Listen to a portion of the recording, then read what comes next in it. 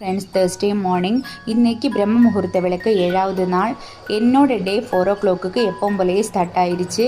வெளியே வந்தப்போ ரொம்ப இருட்டு. அதை சும்மா வீடியோ எடுத்து பார்க்கலாம் அப்படின்னு சொல்லிட்டு வீடியோ எடுத்தோம்.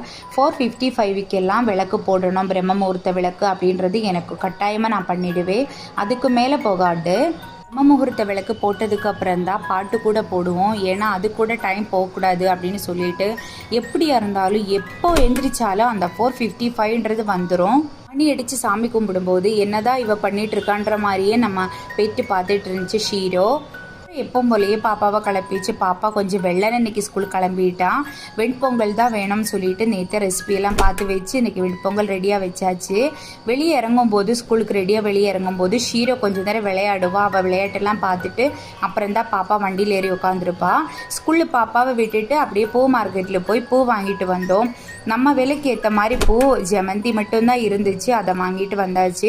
கார்த்திகை விளக்குக்கும் சேர்த்து வாங்கிட்டு வந்துட்டோம்.